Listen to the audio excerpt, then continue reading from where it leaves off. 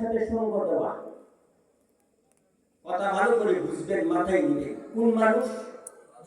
সৎ মানুষ। সৎ মানুষ তো ওই ব্যক্তিকে বলা হয় যে ব্যক্তি নামাজ কালাম পড়ে না, সুদ ঘুষ সব কিছু খায়, কিন্তু একটা আদত আছে, ওই ব্যক্তি আল্লাহকে একক মানে এবং রাসূলকে এক মানে, কিন্তু বেচারা নামাজ পড়ে না। ওই ব্যক্তিটাই মনে হয় সত্যবাদী। কথা বল না, কথা বুঝেন না? সৎ মানুষ মনে হয় ওই ব্যক্তিকে বলা হয় যে ব্যক্তি সুদ ঘুষ খায় না। ওরা সুদ ঘুষ খায়, অকারেন্স করে, আল্লাহকে একক মানে, নবীকে একক মানে, কিন্তু বেচারা কি করে না? নামাজ পড়ে না। তাহলে বোঝা যায় ওই ব্যক্তিটাই সত্যবাদী। তাহলে বুঝতে পারছেন মূল ঘটনাটা? বুঝতে হবে। নূরে ঈমান দিল में बढ़ती है नमाज, जुल्म को दिल दूर करती है नमाज, नूरे ईमान दिल में बढ़ती है नमाज। नया सुन्नी नया उनका तरीका, असल में शैतानों का बोलीबा।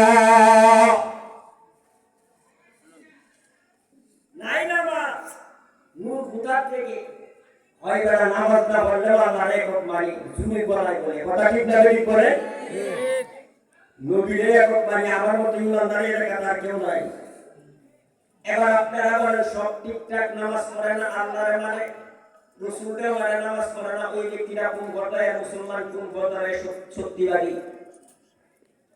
ওই লোকের সমাজে ভালো মানুষ বলে। সত্যবাদী লোক তাকে বলে না। সত্যবাদী লোক তাকে বলে যার ভিতরে কিঞ্চিত পরিমাণ রিয়া থাকবে না, সুদগুষ্ট ভাব, রিয়া থাকবে না, মানে অহংকার তার কাছে থাকবে না। দুই নম্বর, ওই ব্যক্তিটা আল্লাহর উপর তাওয়াক্কুল করবে। এই বাবাজি কথা ভালো করে নিন। আল্লাহর উপর তাওয়াক্কুল করে এবং সত্যায়ন মুত্তাকি মানুষদের সাথে তার সম্পর্ক উঠা বসা। এইখানে আরেকটা কথা হলো, নিজে তো মুত্তাকি পরহেজগার, একজন গুনাহগার ব্যক্তিকেও তার সাথে সম্পৃক্ত করে দ্বীনের প্রতিনিধি হিসাবে দুনিয়াতে দ্বীন কায়েম করায়া একজন আল্লাহর গোলাম বানায়া দিলেন। ওই ব্যক্তিটাকে সত্যবাদী ব্যক্তি এবং আল্লাহর খাস গোলাম তাকে বলা। বুঝে আসছে আজকে? আর যে বই বয়ানের মধ্যে বাইকুল কে বলা বলি করি, ভালো মানুষের সঙ্গত, ভালো মানুষকে লাগিয়ে তো চিন্তা পারলাম না। ঠিক না বেটি কন? ভালো মানুষকে লাগিয়ে তো চিনতে পারলাম না।